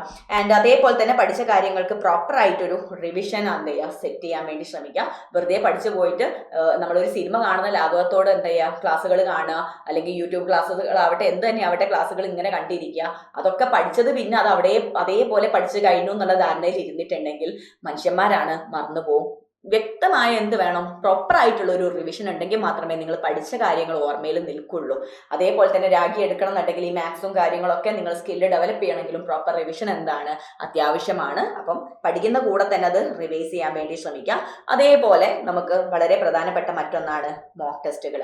അപ്പോൾ ഈ ഒരു കോമ്പറ്റേറ്റീവ് എക്സാമിനെ സംബന്ധിച്ച് നമ്മൾ പഠിച്ച കാര്യങ്ങൾ അവിടെ പോയി അപ്ലൈ ചെയ്യാന്നുള്ളതിലും അതെങ്ങനെ ടൈം ബൗണ്ടഡ് ആയിട്ട് അല്ലെങ്കിൽ ടൈം എഫിഷ്യൻ്റ് ആയിട്ട് ചെയ്യാം, അതേപോലെ കെയർലെസ്നെസ് ഒക്കെ എങ്ങനെ ഒഴിവാക്കാം, അങ്ങനെ ഒരുപാട് കാര്യങ്ങൾ നമ്മൾ ശ്രദ്ധിക്കേണ്ടതായിട്ട് വരുന്നുണ്ട്. അപ്പോൾ അതൊക്കെ നിങ്ങൾക്ക് പ്രാക്ടീസ് ചെയ്യാനുള്ള ഏറ്റവും മികച്ച ഒരു ടൂളാണ് മോക്ക് ടെസ്റ്റുകൾ എന്ന് പറയുന്നത്. നമുക്ക് ഒരുപാട് മോക്ക് ടെസ്റ്റിന് മാത്രമായിട്ടുള്ള ഒരുപാട് ആപ്പുകളും കാര്യങ്ങളൊക്കെ ഇപ്പം അവൈലബിൾ ആണ്. ഒരുപാട് സൈറ്റുകൾ അവൈലബിൾ ആണ്, ഫ്രീ ആയിട്ടുള്ളതും ചെറിയ രീതിയിൽ പേയ്മെന്റ് കൊടുത്തിട്ടുള്ളതുമായിട്ടുള്ള രീതിയിൽ ഒരുപാട് നിങ്ങൾക്ക് അവൈലബിൾ ആയിരിക്കും. അതൊക്കെ മാക്സിമം യൂസ് ചെയ്യാൻ വേണ്ടി ശ്രമിക്കാം. ഓക്കെ, അതേപോലെ തന്നെ മോക്ക് ടെസ്റ്റ് എടുക്കുന്ന സമയത്ത് വെറുതെ നിങ്ങൾ പഠിക്കാൻ സ്റ്റാർട്ട് ചെയ്തത് മുതൽ നിരവധി മോക്ക് ടെസ്റ്റ് ഇങ്ങനെ കൊടുത്തു പോയിട്ടുണ്ടെങ്കിൽ നിങ്ങളുടെ കോൺഫിഡൻസിനെ ബാധിക്കാൻ മാത്രമേ അത് ഉപകാരപ്പെടുള്ളൂ. നിങ്ങൾ നിങ്ങളെ തന്നെ വില കുറച്ച് കാണാൻ മാത്രമേ ഉപകാരപ്പെടുള്ളൂ. അങ്ങനെ വെറുതെ ചവറ് പോലെ എടുക്കേണ്ട ഒരു കാര്യമല്ല മോക്ക് ടെസ്റ്റ് എന്ന് പറയുന്നത്. അതും എന്തായിരിക്കണം, ഒരു വ്യക്തമായ സ്ട്രാറ്റജിയോട് കൂടെ ആയിരിക്കണം മോക്ക് ടെസ്റ്റ് എടുക്കേണ്ടത്. ഫസ്റ്റ് ഓഫ് ഓൾ നിങ്ങൾ മോക്ക് ടെസ്റ്റ് എടുക്കുമ്പോൾ ഒരു മോക്ക് ടെസ്റ്റിനായിട്ട് തന്നെ ഒരു സെപ്പറേറ്റ് എന്ത് ചെയ്യുക, ഒരു നോട്ട്ബുക്കോ എന്തെങ്കിലും കാര്യം നിങ്ങൾ കയ്യിൽ കരുതാൻ വേണ്ടി ശ്രമിക്കാം. എൻ്റെ മോക്ക് ടെസ്റ്റ് എടുക്കുന്ന സമയത്ത് നിങ്ങൾ പഠിച്ചു തുടങ്ങുന്ന സമയത്ത് ഒരു 2 വീക്സ് ഒക്കെ കൂടുമ്പോൾ ഒരു മോക്ക് ടെസ്റ്റ് എടുത്താൽ മതി. ആ ഒരു 2 വീക്സ് ഒക്കെ കൂടുമ്പോൾ മോക്ക് ടെസ്റ്റ് എടുക്കുന്നത് നിങ്ങളെ വിലയിരുത്താൻ വേണ്ടിയിട്ടാണ്. അതായത് എവിടെയാണ് നിങ്ങളുടെ സ്ട്രോങ് ആൻഡ് വീക്ക് ഏരിയാസ് വരുന്നത്, എവിടെയാണ് ഇമ്പ്രൂവ് ചെയ്യേണ്ടത്, അതേപോലെ മോക്ക് ടെസ്റ്റ് എടുക്കുന്ന സമയത്ത് ഞാൻ എവിടെയൊക്കെയാണ് ശ്രദ്ധിക്കേണ്ടത്, ആ കാര്യങ്ങളൊക്കെ നിങ്ങൾ എഴുതി വെക്കേണ്ടത് ഈ മോക്ക് ടെസ്റ്റിന്റെ ബുക്കിലാണ്. നിങ്ങൾ ഡേറ്റ് ചെയ്ത മോക്ക് ടെസ്റ്റ്, ഏത് മോക്ക് ടെസ്റ്റ് ആണ്, എവിടെയാണ് എടുത്തത്, അത് പ്രീവിയസ് ഇയറിന്റെ ആണോ, പ്രീവിയസ് ഇയർ പേപ്പർ ആണോ, അല്ലെങ്കിൽ ലൈവ് ടെസ്റ്റ് ആണോ, അവിടെ നിങ്ങൾക്ക് ഒരു കാണാൻ സാധിക്കും. നിങ്ങൾ ആപ്പിലോ അല്ലെങ്കിൽ സൈറ്റിലോ ഒക്കെ എടുക്കുന്ന സമയത്ത് പെർസെൻറ്റേജ് എന്ന് പറയുന്ന ഒരു കാര്യം നിങ്ങൾക്ക് കാണാൻ സാധിക്കും. ഈ പെർസെൻറ്റേജ് എന്ന് പറയുന്നത് നിങ്ങളെപ്പോലെ തന്നെ ബാക്കിയുള്ള ആളുകൾ എടുത്തിരിക്കുന്ന, ഈ മോക്ക് ടെസ്റ്റ് എടുത്ത ആളുകൾ നിങ്ങളെക്കാളും എത്ര പുറകിൽ അല്ലെങ്കിൽ എത്ര മുന്നിലാണെന്നുള്ളതാണ്. ഇപ്പൊ 90% എന്ന് പറഞ്ഞാൽ നിങ്ങളെക്കാളും ബാക്കിയുള്ള 90% ആൾക്കാരും നിങ്ങളെക്കാളും പുറകിൽ നിന്നാണ് ഉദ്ദേശിക്കുന്നത്. അപ്പൊ പെർസെൻറ്റേജ് കൂടുക എന്നുള്ളതാണ്, മാർക്ക് കൂടുക എന്നുള്ളതിനേക്കാളും മോക്ക് ടെസ്റ്റിന് പ്രധാനം പെർസെൻറ്റേജ് കൂടുക എന്നുള്ളതാണ്. പക്ഷെ അത് നിങ്ങൾ ഇനീഷ്യൽ സ്റ്റേജിലല്ല, ഈ ഉറപ്പായിട്ട് നിങ്ങൾ ഇനീഷ്യൽ സ്റ്റേജിൽ ഒരു ബിഗിനർ എന്നുള്ള രീതിയിൽ മോക്ക് ടെസ്റ്റ് എടുക്കുന്ന സമയത്ത് നിങ്ങളുടെ പെർസെൻറ്റേജ് ഒക്കെ കുറവായിരിക്കും, സ്വാഭാവികമാണത്. അപ്പൊ അത് പയ്യെ പയ്യെ നിങ്ങൾ ഏകദേശം ആ ഫസ്റ്റ് ടൈം എന്ന് പറയുന്നത് നിങ്ങൾ പെർസെൻറ്റേജ് കൂട്ടാൻ വേണ്ടിയിട്ടല്ല, ഫസ്റ്റ് ഇനീഷ്യൽ സ്റ്റേജിൽ ഈ 2 വീക്സ് കൂടുമ്പോൾ എടുക്കുന്നത് നിങ്ങൾക്ക് നിങ്ങളെ വിലയിരുത്താൻ വേണ്ടി മാത്രമാണ്. അതായത് നിങ്ങൾ ഇനി എന്തൊക്കെ പഠിക്കണം, എവിടെയൊക്കെ ശ്രദ്ധിക്കണം, എവിടെ കൂടുതലായിട്ട് എന്ത് ചെയ്യണം, ഫോക്കസ് ചെയ്യണം, അങ്ങനെയുള്ള കാര്യങ്ങൾ നോക്കാൻ വേണ്ടി മാത്രമായിരിക്കണം നിങ്ങൾ ഈ ഒരു മോക്ക് ടെസ്റ്റ് എടുക്കുന്നത്. അത് പയ്യെ പയ്യെ വരുന്ന സമയത്ത് നിങ്ങൾ ഒരു 50% ഒക്കെ ടോപ്പിക്സ് ഒക്കെ കവർ ചെയ്ത് കഴിഞ്ഞിട്ടുണ്ടെങ്കിൽ 2 വീക്സ് കൂടുമ്പോൾ 1 എന്നുള്ളത് മാറ്റിയിട്ട് നമ്മളൊരു വീക്ക്ലി 1 എന്നുള്ളതിലോട്ട് കൊണ്ടുവരാം. അങ്ങനെ പിന്നെയും പോയിട്ടൊരു 80% ഒക്കെ ടോപ്പിക്സ് കവർ ചെയ്ത് കഴിഞ്ഞിട്ടുണ്ടെങ്കിൽ ആ വീക്ക്ലി 1 എന്നുള്ളത് മാറ്റി വീക്ക്ലി 2 ആക്കുക. ആൻഡ് ഓൾമോസ്റ്റ് നിങ്ങൾ ടോപ്പിക്കൊക്കെ ക്ലിയർ ചെയ്ത് കൊണ്ടുവന്നിട്ടുണ്ടെങ്കിൽ എന്ത് ചെയ്യുക, അത് നിങ്ങൾക്ക് ഡെയിലി മോക്ക് എന്നുള്ള രീതിയിൽ, ആൻഡ് പ്രധാനമായിട്ടും നിങ്ങൾ എക്സാമിൻ്റെ ഒക്കെ ഒരു 1 മന്ത് മുമ്പായിട്ട് ഡെയിലി മോക്ക് എടുത്ത് തുടങ്ങുന്നത് നല്ലതായിരിക്കും. ആ ഒരു സമയത്താണ് നേരത്തെ പറഞ്ഞതുപോലെ നിങ്ങളുടെ പെർസെൻറ്റേജ് ഇൻക്രീസ് ചെയ്യാൻ വേണ്ടിയിട്ട് നിങ്ങൾ കൂടുതലായിട്ടും ഫോക്കസ് ചെയ്യേണ്ടത്. അതിന് നിങ്ങൾ എന്താണ് ചെയ്യേണ്ടത് എന്നുള്ളത് വ്യക്തമായിട്ട് നിങ്ങളൊരു പ്ലാൻ ഉണ്ടാക്കി തന്നെ കൊണ്ടുപോകണം. പെർസെൻറ്റേജ് ഇമ്പ്രൂവ് ചെയ്താൽ മാത്രമേ നിങ്ങൾ നിങ്ങളുടെ കോമ്പറ്റീറ്റേഴ്സിനോട് അവിടെ കോമ്പറ്റ് ചെയ്യുന്നുള്ളൂ, അല്ലെ? ബാക്കിയുള്ളവരെ നിങ്ങൾക്ക് എന്ത് ചെയ്യണം, അവരെക്കാൾ മുമ്പിലെത്താൻ വേണ്ടിയിട്ട് മാക്സിമം ശ്രമിക്കേണ്ടത്. അപ്പൊ അതാണ് മോക്ക് ടെസ്റ്റിനെ കുറിച്ച് പറയാനുള്ളത്. അതേപോലെ തന്നെ നിങ്ങൾ പഠിക്കുന്നത് പോലെ തന്നെ കൺസെപ്റ്റ്സ് പഠിച്ചു, പ്രീവിയസ് ഇയർ ക്വസ്റ്റ്യൻസ് നോക്കി പ്രോപ്പർ റിവിഷൻ നടത്തി, അതേപോലെ തന്നെ പ്രാക്ടീസ് നിർബന്ധമായിട്ടും ചെയ്തിരിക്കണം. എല്ലാ സബ്ജക്റ്റിലും പ്രാക്ടീസ് ചെയ്യണം. അതിൽ ഏറ്റവും പ്രധാനപ്പെട്ട മാത്സ് ആൻഡ് റീസണിങ് ചെയ്യുന്ന സമയത്ത് ബാക്കിയുള്ളതിൽ ടൈം അത്രയ്ക്ക് നിങ്ങളെ ബാധിക്കില്ല എന്നുള്ളത് കൊണ്ടാണ് മെയിൻലി ഇതെന്ന് പറഞ്ഞത്. പക്ഷെ ഏതും നിങ്ങൾ ടൈം ബൗണ്ടഡ് ആയിട്ട് തന്നെ പ്രാക്ടീസ് ചെയ്യുന്നതാണ് നല്ലത്. മാത്സ് ആൻഡ് റീസണിങ് ചെയ്യുമ്പോൾ നിർബന്ധമായിട്ടും ടൈം ബൗണ്ടഡ് ആയിട്ട് തന്നെ, അതിപ്പം നിങ്ങൾ ഇനീഷ്യൽ സ്റ്റേജിലാണെങ്കിലും എവിടെയാണെങ്കിലും ഏത് തുടക്കക്കാരനാണെങ്കിലും ഈവൺ ഒരു 10 ക്വസ്റ്റ്യൻസ് ആണ് നിങ്ങൾ ചെയ്യുന്നതെങ്കിലും പോലും അതെന്ത് ചെയ്യുക, ടൈം ബൗണ്ടഡ് ആയിട്ട്, അതായത് നിങ്ങൾ തന്നെ ഒരു ടൈമർ വെച്ചിട്ട് 10 ക്വസ്റ്റ്യന് ഒരു 5 മിനിറ്റോ അതല്ല 10 മിനിറ്റോ ഒക്കെ, നിങ്ങൾ ഇനീഷ്യൽ സ്റ്റേജിൽ ഒരു 10 മിനിറ്റോ 15 മിനിറ്റോ ഒക്കെ കൊടുത്താൽ കുഴപ്പമില്ല. പിന്നെ കുറച്ച് കൊണ്ടുവന്നാൽ മതി. മാക്സിമം കുറച്ച് സമയത്തിനുള്ളിൽ കൂടുതൽ ക്വസ്റ്റ്യൻസ് ചെയ്യാന്നുള്ള രീതിയിൽ എത്തിക്കണം. അപ്പൊ ചിലപ്പോൾ നിങ്ങൾക്ക് ഈ ഒരു 10 ക്വസ്റ്റ്യൻ 10 മിനിറ്റ് കൊടുത്താലും അതിൽ ചിലപ്പോൾ 1-2 ക്വസ്റ്റ്യൻ പോലും ആ സമയത്തിൽ നിങ്ങൾക്ക് ആദ്യം ഇനീഷ്യൽ സ്റ്റേജിൽ ചെയ്യാൻ പറ്റില്ല. അത് പറ്റില്ല എന്നുള്ളത് തന്നെ മനസ്സിലാക്കാം. അത് പറ്റാതെ വരുന്ന സമയത്ത് നിങ്ങൾ എന്ത് ചെയ്യരുത്, ഡിമോട്ടിവേറ്റഡ് ആവരുത്. അങ്ങനെ തന്നെയാണ്, എല്ലാവർക്കും അത് സ്വാഭാവികമായിരിക്കും.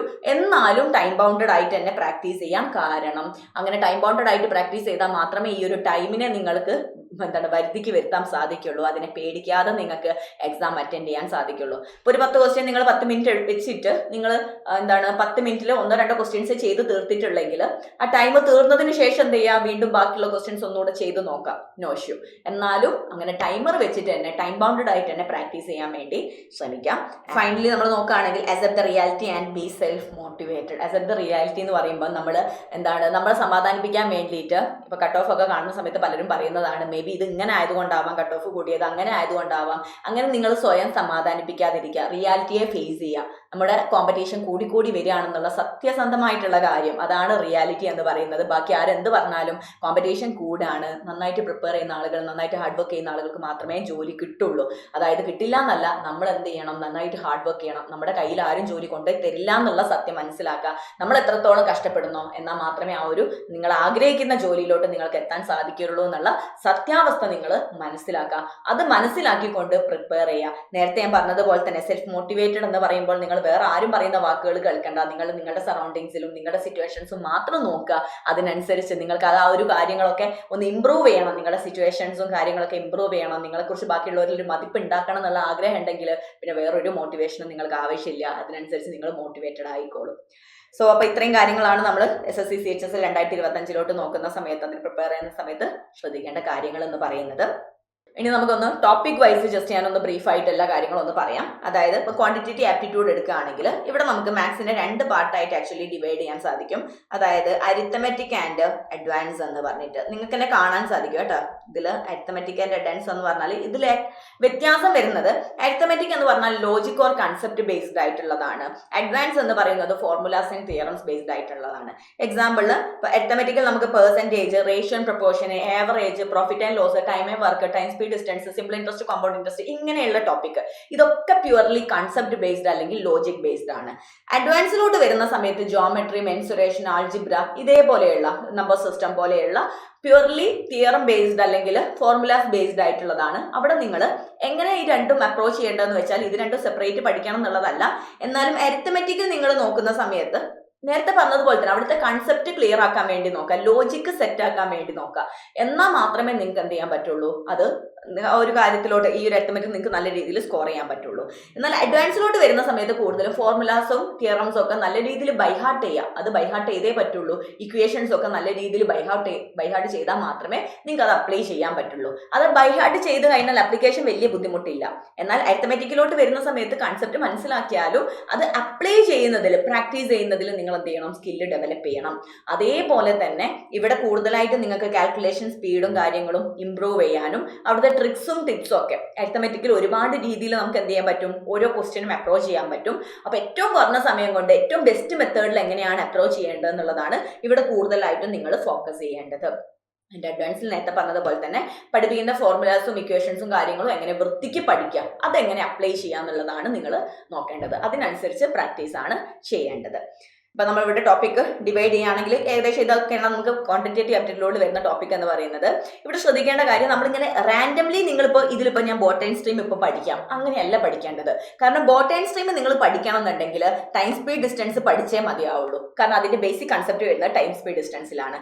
അതേപോലെ തന്നെ നിങ്ങൾ നോക്കുകയാണെങ്കിൽ ഇതാ പ്രോഫിറ്റ് ആൻഡ് ലോസ്, ഞാൻ ഇന്നിപ്പോൾ പ്രോഫിറ്റ് ആൻഡ് ലോസ് പഠിക്കുക എന്ന് പറയുമ്പോൾ നിങ്ങൾ പെർസെൻറ്റേജും റേഷ്യോ പ്രൊപ്പോർഷനും പഠിച്ചിട്ടില്ലെങ്കിൽ എന്ത് പഠിക്കാൻ പറ്റില്ല, ഈ ഒരു പ്രോഫിറ്റ് ആൻഡ് ലോസ് നിങ്ങൾക്ക് പഠിക്കാൻ പറ്റില്ല. അപ്പോൾ ഈ ഒരു രീതിയിൽ, ഈ ഒരു ഓർഡറിൽ നിങ്ങൾ എന്ത് ചെയ്യുക, പഠിക്കാൻ വേണ്ടി ശ്രമിക്കാം. അതിൽ ഏറ്റവും പ്രധാനപ്പെട്ടത് നമുക്ക് അരിത്തമെറ്റിക്കിലോട്ട് നോക്കുകയാണെങ്കിൽ പെർസെൻറ്റേജ്, റേഷ്യോ പ്രൊപ്പോർഷൻ, ആവറേജ്, ഇത് മൂന്നുമാണ് നമ്മൾ അരിത്തമെറ്റിക്കിന്റെ ഏറ്റവും ബേസിക് ആയിട്ടുള്ള ഫൗണ്ടേഷൻ അല്ലെങ്കിൽ അടിത്തറ എന്ന് പറയുന്നത്. അതിൽ ഏറ്റവും പ്രധാനപ്പെട്ട 2 ടോപ്പിക്സ് ആണ് പെർസെൻറ്റേജും റേഷ്യോ പ്രൊപ്പോർഷനും. കാരണം പെർസെൻറ്റേജും റേഷ്യോ പ്രൊപ്പോർഷനും പഠിച്ചാൽ മാത്രമേ എന്ത് ചെയ്യാൻ പറ്റുള്ളൂ, നിങ്ങൾക്ക് profit and loss, discount, simple interest, compound interest, time work, time speed distance, ഇതൊക്കെ പഠിക്കാൻ സാധിക്കുള്ളൂ. അപ്പം എപ്പോഴും ആദ്യം അരിത്തമെറ്റിക്കൽ നിങ്ങൾ പഠിക്കേണ്ടത് ഈ ഒരു 3 ടോപ്പിക് ആയിരിക്കണം. അതിനേക്കാളൊക്കെ മുമ്പ് ഏറ്റവും ഫസ്റ്റ് കഴിയുന്നത് നമ്പർ സിസ്റ്റത്തിൽ തന്നെ തുടങ്ങാൻ വേണ്ടി ശ്രമിക്കുക. കാരണം നമ്പർ സിസ്റ്റം എന്ന് പറയുന്നത് ഓഫ്കോഴ്സ് ആ പേര് പറയുന്നത് പോലെ തന്നെ നമ്പേഴ്സിനെ കുറിച്ചാണ്. മാത്സ് എന്ന് പറയുന്നത് ഓൾ അബൌട്ട് നമ്പേഴ്സ് ആണ്. ഇപ്പൊ ബേസിക് ആയിട്ട് നമ്പേഴ്സിനെ കുറിച്ച് അതിന്റെ ബേസിക് ആയിട്ടുള്ള കാര്യങ്ങൾ മനസ്സിലാക്കിയാൽ മാത്രമേ നിങ്ങൾ ബാക്കി കാര്യങ്ങൾ പഠിക്കാൻ പറ്റുള്ളൂ. ഇപ്പൊ നമ്പർ സിസ്റ്റം പഠിക്കാം, LCM HCFും പല സ്ഥലങ്ങളിലും നമുക്ക് യൂസ് ചെയ്യാൻ വരുന്നത് കൊണ്ട് ഇത് പഠിക്കുക, ഈ ഒരു ടോപ്പിക്ക് പഠിക്കുക. എന്നിട്ട് ഈ ഒരു രീതിയിൽ ബാക്കി അരിത്തമെറ്റിക് ഒക്കെ ഈ ഒരു രീതിയിൽ ഫോളോ ചെയ്തിട്ട് അത് പഠിക്കാൻ വേണ്ടി ശ്രമിക്കാം. ഇന്റർ കണക്റ്റഡ് ആയിട്ട് പഠിക്കാൻ വേണ്ടി ശ്രമിക്കാം. ഓക്കെ, പിന്നെ ഒരു കാര്യം ശ്രദ്ധിക്കാനുള്ളത്, നിങ്ങൾ പഠിക്കേണ്ട ഒരു രീതി എന്ന് പറയുന്നത്, ഇപ്പോൾ ക്വാണ്ടിറ്റി ആപ്റ്റിറ്റ്യൂഡിലാണെങ്കിൽ നിങ്ങളിപ്പോൾ പെർസെൻറ്റേജ് ആണ് പഠിക്കുന്നതെന്ന് വിചാരിക്കുക. ഫസ്റ്റ് നിങ്ങൾ പെർസെൻറ്റേജ് നിങ്ങൾ സ്റ്റാർട്ട് ചെയ്തിട്ടുണ്ടെങ്കിൽ ഫസ്റ്റ് നിങ്ങൾ ചെയ്യേണ്ടത് ഞാൻ നേരത്തെ പറഞ്ഞതുപോലെ അതിൻ്റെ കൺസെപ്റ്റ് അല്ലെങ്കിൽ ആ ഒരു ബേസിക് കൺസെപ്റ്റ് ക്ലിയർ ആക്കുക എന്നുള്ളതാണ്. അത് നിങ്ങൾ ഇപ്പോൾ ഓഫ്ലൈൻ ക്ലാസ്സസിലാണെങ്കിൽ അവിടെ പോയിട്ട്, അല്ലെങ്കിൽ ഓൺലൈൻ ക്ലാസ്സസോ അല്ലെങ്കിൽ യൂട്യൂബിൽ ഫ്രീ വീഡിയോസോ എന്ത് കണ്ടിട്ടായാലും കുഴപ്പമില്ല, പെർസെൻറ്റേജിൻ്റെ ആ ഒരു ബേസ് തൊട്ടിട്ട് നിങ്ങൾ അറിഞ്ഞിരിക്കേണ്ട എല്ലാ കൺസെപ്റ്റും എന്ത് ചെയ്യുക, ഫസ്റ്റ് ഓഫ് ഓൾ തറോ ആക്കി വെക്കുക. അത് കൺസെപ്റ്റ് തറോ ആക്കിയതിന് ശേഷം നിങ്ങൾ അത് പഠിക്കുന്നതിൻ്റെ കൂടെ നിങ്ങൾ പ്രാക്ടീസ് ചെയ്ത ക്വസ്റ്റ്യൻസ് കൂടാതെ നിങ്ങൾക്ക് ഒരുപാട് ടൈപ്പ് വൈസ് ക്വസ്റ്റ്യൻസ് വരുന്നുണ്ട്. നമുക്ക് ഡിഫറെൻറ്റ് ടൈപ്പ് വൈസ് ക്വസ്റ്റ്യൻസ് വരുന്നുണ്ട്. ഈ ഒരു ടോപ്പിക് അല്ല, എല്ലാ ടോപ്പിക്കും ഇങ്ങനെയാണ് ഫോളോ ചെയ്യേണ്ടത്. അങ്ങനെയുള്ള ടൈപ്പ് വൈസ് ആയിട്ടുള്ള ക്വസ്റ്റ്യൻസ് പ്രാക്ടീസ് ചെയ്യാം. കഴിയുന്നത് ഒരു ഡെയിലി നിങ്ങൾ ഒരു മിനിമം ഒരു 80 നല്ല ഒരു 50 to 80 ക്വസ്റ്റ്യൻസ് എങ്കിലും ഈ ഒരു ടോപ്പിക്ക് എന്ത് ചെയ്യുക, പഠിച്ചതിന് ശേഷം ബേസിക് കൺസെപ്റ്റ് ക്ലിയർ ആയതിനു ശേഷം പ്രാക്ടീസ് ചെയ്യാൻ വേണ്ടി നോക്കാം. അങ്ങനെ മാക്സിമം ക്വസ്റ്റ്യൻസ് എന്ത് ചെയ്യുക, പ്രാക്ടീസ് ചെയ്യാം. അപ്പോൾ ഒരു വീക്ക് നിങ്ങൾ പെർസെൻറ്റേജ് പഠിക്കാൻ എടുത്താലും ആ ഒരു വീക്കിൽ എൻ്റെ എത്തുമ്പം ആ ടോപ്പിക്ക് കംപ്ലീറ്റ് ചെയ്തിട്ടുണ്ടെങ്കിൽ കംപ്ലീറ്റ് ചെയ്തതിന് ശേഷം ആ പഠിച്ച കാര്യങ്ങൾ വീണ്ടും റിവൈസ് ചെയ്യുക, പ്രാക്ടീസ് ചെയ്യാം.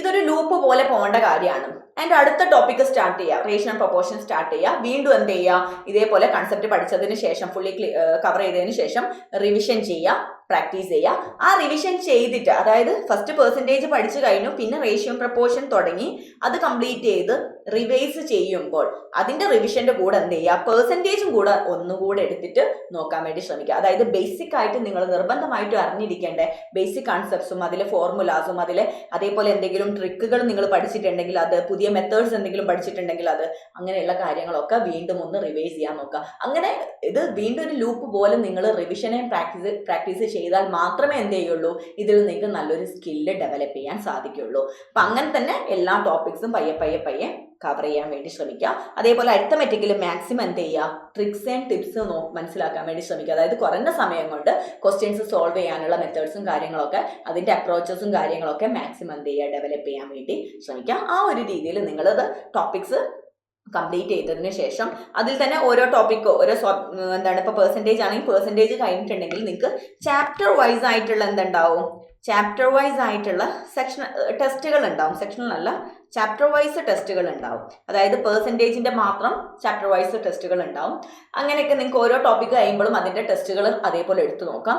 അതേപോലെ ഇടയ്ക്കിടയ്ക്ക് നിങ്ങൾക്ക് എന്ത് ചെയ്യാം, സെക്ഷണൽ ടെസ്റ്റസ് ഉണ്ടാവും. അതായത് മാത്സ് കംപ്ലീറ്റ്ലി ആയിട്ട് സെക്ഷണൽ ടെസ്റ്റ് ഉണ്ടാവും. ഇതേപോലത്തെ സെക്ഷണൽ ടെസ്റ്റുകളും എടുക്കാൻ വേണ്ടി നോക്കുക. അതായത് ഫുൾ മോക്ക് കൂടാതെ, ഞാൻ നേരത്തെ പറഞ്ഞു മോക്ക് ടെസ്റ്റ് എടുക്കുന്ന സമയത്ത് നിങ്ങൾ 2 വീക്കിൽ ഒരു ഫുൾ മോക്ക് എന്നാണ് പറഞ്ഞത്, അത് ഫുൾ മോക്കിൻ്റെ കാര്യമാണ് കേട്ടോ. അപ്പോൾ അത് കൂടാതെ ഇതേപോലെയുള്ള സെക്ഷണൽ ടെസ്റ്റുകളും ചാപ്റ്റർ വൈസ് ടെസ്റ്റുകളും മാത്സിന് മാത്രമല്ല ബാക്കിയുള്ള സബ്ജക്റ്റിനും എടുക്കാൻ വേണ്ടി നോക്കുക. അപ്പം അങ്ങനെ ഒരു പ്രോപ്പർ ആയിട്ടുള്ള സ്റ്റഡീസ് പ്ലാൻ നിങ്ങൾ തന്നെ പ്രിപ്പയർ ചെയ്യാം. ഈ ഒരു കാര്യങ്ങളൊക്കെ വെച്ചിട്ടായിരിക്കണം നിങ്ങളുടെ സ്റ്റഡി പ്ലാൻ ഉണ്ടായിരിക്കേണ്ടത്. അതേപോലെ ഇംഗ്ലീഷിലോട്ട് വരികയാണെങ്കിൽ ഇംഗ്ലീഷ് നമുക്ക് പ്രധാനമായിട്ടും എങ്ങനെ ഡിവൈഡ് ചെയ്യാം, വൊക്കാബുലറി പാർട്ട് ഉണ്ട്, റീഡിംഗ് കോംപ്രഹെൻഷൻ ഉണ്ട്, ഗ്രാമർ പാർട്ട് ഉണ്ട്. ഇത് 3 ഏറ്റവും ഇമ്പോർട്ടൻ്റ് ആയിട്ടുള്ള 3 പാർട്സ് എന്ന് പറയുന്നത്. അപ്പം ഇവിടെ ഗ്രാമർ പാർട്ടിലോട്ട് നമുക്ക് ഗ്രാമർ റിലേറ്റഡ് ആയിട്ടുള്ള ക്വസ്റ്റ്യൻസ് ഫേസ് ചെയ്യണമെങ്കിൽ അവിടെ കുറച്ച് ഇമ്പോർട്ടൻറ്റ് ഗ്രാമർ റൂൾസ് വരുന്നുണ്ട്. അതൊക്കെ വൃത്തിക്ക് മനസ്സിലാക്കുക, അതെങ്ങനെയാണ് അപ്ലൈ ചെയ്യേണ്ടത് എന്നുള്ളത് പഠിക്കുക. അത് വെച്ചിട്ട് പ്രാക്ടീസ് ചെയ്യുക. നേരത്തെ പറഞ്ഞതുപോലെ തന്നെ ഓരോ ടോപ്പിക് എന്ത് ചെയ്യുക, മാത്സിൻ്റെ അതേ അപ്രോച്ച് തന്നെ നിങ്ങൾ ഒരു ടോപ്പിക്ക് പഠിക്കുന്നു, അത് റിലേറ്റഡ് ക്വസ്റ്റ്യൻസ് പഠിക്കുന്നു, റിപ്പീറ്റ് ചെയ്യുന്നു, റിവൈസ് ചെയ്യുന്നു, പ്രാക്ടീസ് ചെയ്യുന്നു, റിപ്പീറ്റ് ചെയ്യുന്നു. ഈ ഒരു രീതിയിൽ തന്നെ പോവാം. പക്ഷെ അതിൻ്റെ കൂടെ തന്നെ വൊക്കാബുലറിക്ക് നിങ്ങൾക്ക് എന്തുണ്ടായിരിക്കണം, ഡെയിലി ടാർഗറ്റ് ഉണ്ടായിരിക്കണം. അതായത് എത്ര തന്നെ ആവട്ടെ നിങ്ങൾക്ക് പറ്റുന്നത് പോലെ ഇത്ര വൊക്കാബുലറി വേർഡ്സ് നിങ്ങൾ പഠിച്ചിരിക്കണം. അത് ഡെയിലി ഒരു റൂട്ടീനാക്കി കൊണ്ടുപോയാൽ മാത്രമേ മാക്സിമം വൊക്കാബുലറി നിങ്ങൾക്ക് പഠിക്കാൻ പറ്റുള്ളൂ. എക്സാം അടുപ്പിച്ചിട്ട് എല്ലാം കൂടി പഠിച്ചെടുക്കാൻ പറ്റില്ല, നമ്മുടെ മനസ്സിൽ നിൽക്കത്തില്ല. അപ്പം അതിൽ തന്നെ നമുക്ക് എന്ത് വരുന്നുണ്ട്, സിനോണിംസ് ആന്റണിംസ് വരുന്നുണ്ട്, ഇഡിയംസ് വരുന്നുണ്ട്, വൺ വേർഡ് സബ്സ്റ്റിറ്റ്യൂഷൻ വരുന്നുണ്ട്, ഫ്രേസസ് വരുന്നുണ്ട്, ഇങ്ങനത്തെ ഒക്കെ വരുന്നുണ്ട്, സ്പെൽ ചെക്ക് വരുന്നുണ്ട്, സ്പെല്ലിംഗ് ചെക്ക് വരുന്നുണ്ട്, ഇതൊക്കെ ഉണ്ട്. അപ്പോൾ അതൊക്കെ സെപ്പറേറ്റ് ആയിട്ട് തന്നെ പഠിക്കാം.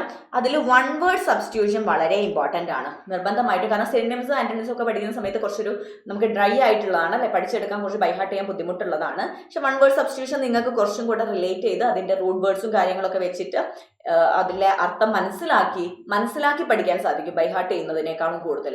അങ്ങനെ പഠിക്കുന്നത് നമ്മുടെ ഓർമ്മയിൽ നിന്ന് പോയില്ല. അപ്പം വൺ വേർഡ് സബ്സ്റ്റിറ്റ്യൂഷൻ അങ്ങനെ നിങ്ങൾ മാക്സിമം പഠിച്ചിട്ടുണ്ടെങ്കിൽ അതിൽ തന്നെ നിങ്ങൾക്ക് എന്ത് കിട്ടും, സിനോണിംസും ആന്റണിംസും ഒക്കെ കണക്ട് ചെയ്തിട്ട് ആൻസേഴ്സ് കണ്ടെത്താൻ സാധിക്കും. അപ്പോൾ അത് കൂടുതലായിട്ട് ഇമ്പോർട്ടൻസ് കൊടുക്കാം. വൺ വേർഡ് സബ്സ്റ്റിറ്റ്യൂഷൻ മാത്രമല്ല, എല്ലാം പഠിക്കാം. മിക്സഡ് ആയിട്ട് നിങ്ങൾ ഈ ഒരു ഇഡിയംസും ഫ്രൈസസും വൺ വേർഡ് സബ്സ്റ്റിറ്റ്യൂഷനും സ്പെല്ലിംഗ് ചെക്കും ഒക്കെ അതിൻ്റെ കൂടെ തന്നെ എന്ത് ചെയ്യുക, ഡെയിലി വൊക്കാബുലറി ടാർഗറ്റിൽ ഇട്ടുകൊണ്ട് പഠിക്കാൻ നോക്കാം. അതേപോലെ തന്നെ പഠിച്ച കാര്യങ്ങൾ ചുമ്മാ അങ്ങനെ പഠിച്ചു പോവാതെ അതൊരു നിങ്ങളിങ്ങനെ മെല്ലെ മെല്ലെ മെല്ലെ മെല്ലെ കൂട്ടി കൂട്ടി കൊണ്ടുവരണം. ഇപ്പോൾ ഒരു ദിവസം ഞാനൊരു എക്സാമ്പിളിന് ഒരു 20 വേർഡ്സ് ആണ് വൊക്കാബുലറി മൊത്തത്തിൽ പഠിച്ചതെങ്കിൽ പിറ്റേ ദിവസം ഞാൻ പുതിയ വേർഡ് പഠിക്കുന്നതിന് മുന്നേ തലേ ദിവസം പഠിച്ചത് എന്ത് ചെയ്യണം, റിവൈസ് ചെയ്യണം. ഇത് ഓർമ്മയിൽ നിൽക്കുന്നുണ്ടോ എന്നുള്ളത്. അത് നിങ്ങളൊരു പറ്റുകയാണെങ്കിൽ ഒരു വൈറ്റ് A4 പേപ്പർ എടുത്തിട്ട് എന്ത് ചെയ്യാം, നടുഭാഗം മടക്കുക.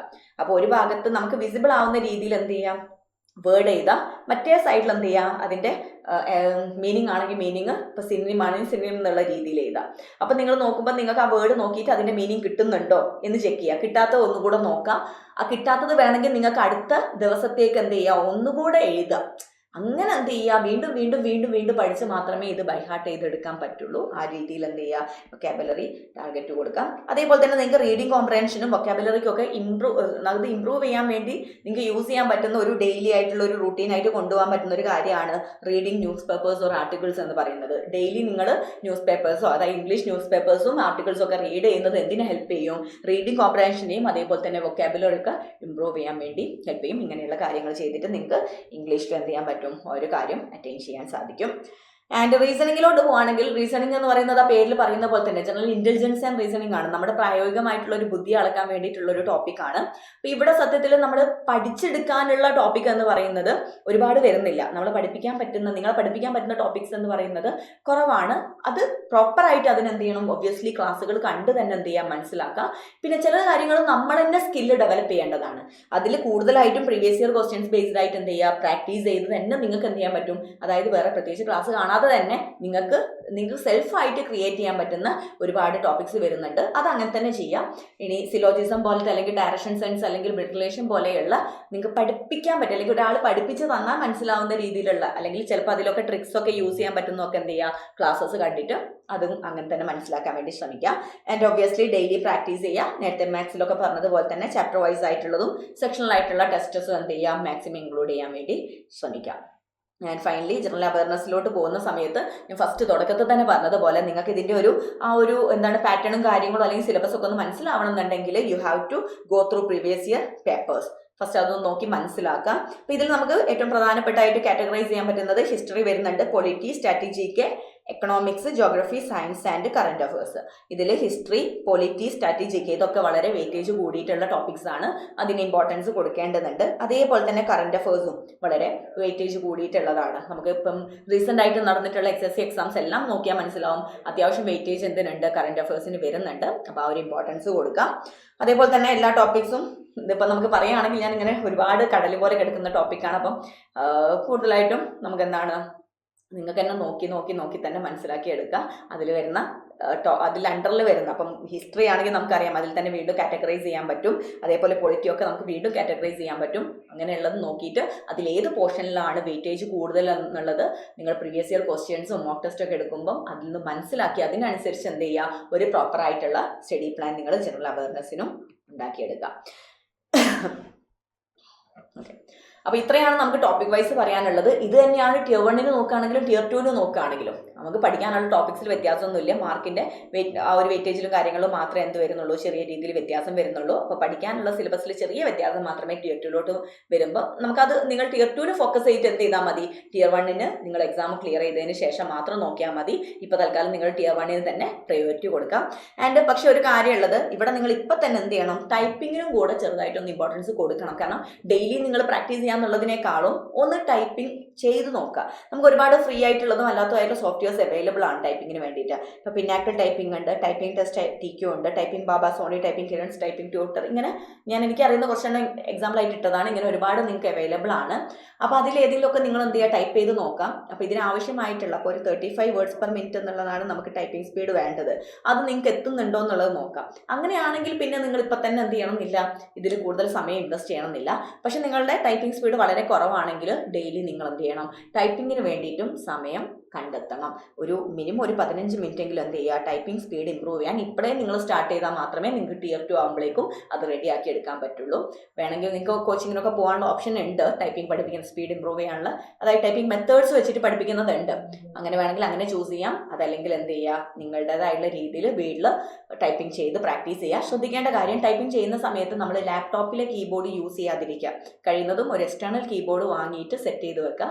കാരണം നമുക്ക് അതാണ് റിയൽ എക്സാമിന് കിട്ടുന്നത്. അപ്പോൾ ആ ഒരു എക്സ്റ്റേണൽ കീബോർഡിൽ തന്നെ എന്ത് ചെയ്യുക, പ്രാക്ടീസ് ചെയ്യുന്നതാണ് നല്ലത്. കാരണം നമുക്ക് ലാപ്ടോപ്പിലെ ആ ഒരു ടൈപ്പിംഗ് കീസ് എന്ന് പറയുന്നത് കുറച്ചും കൂടി എളുപ്പമാണ്, നമുക്ക് പെട്ടെന്ന് സ്പീഡ് കിട്ടും. പക്ഷേ കുറച്ചും ബുദ്ധിമുട്ടാണ്, അതിനേക്കാൾ കുറച്ചൊരു ബുദ്ധിമുട്ടായിരിക്കും എക്സ്റ്റേണൽ കീബോർഡ് യൂസ് ചെയ്യുന്നത്. അപ്പോൾ അത് യൂസ് ചെയ്തിട്ട് തന്നെ പ്രാക്ടീസ് ചെയ്ത് ശീലിക്കുക കേട്ടോ. അപ്പോൾ എല്ലാവരും എന്ത് ചെയ്യുക, നല്ല രീതിയിൽ പ്രാക്ടീസ് ചെയ്യാൻ, നന്നായിട്ട് പഠിക്കാൻ, നല്ലൊരു നേരത്തെ പറഞ്ഞ കാര്യങ്ങളൊക്കെ വെച്ചിട്ട് നല്ലൊരു പ്രിപ്പറേഷൻ സ്ട്രാറ്റജി അല്ലെങ്കിൽ പ്രിപ്പറേഷൻ ഒരു സ്റ്റഡി പ്ലാനൊക്കെ പ്രിപ്പയർ ചെയ്തിട്ട് നല്ല വൃത്തിക്ക് നമ്മുടെ CHSL 2025 വേണ്ടി പ്രിപ്പയർ ചെയ്യാം. അപ്പോൾ നമ്മുടെ CHSL legends batch already start ചെയ്തിട്ടുണ്ട്. ഇൻ കേസ് നിങ്ങൾക്ക് ജോയിൻ ചെയ്യാൻ താല്പര്യം ഉണ്ടെങ്കിൽ അതിൻ്റെ ഡീറ്റെയിൽസ് എല്ലാം ഡിസ്ക്രിപ്ഷൻ ബോക്സിൽ കൊടുക്കുന്നുണ്ട്. അപ്പം ഉടൻ തന്നെ ജോയിൻ ചെയ്ത് നമ്മുടെ കൂടെ പഠിച്ചു തുടങ്ങാം. All the best.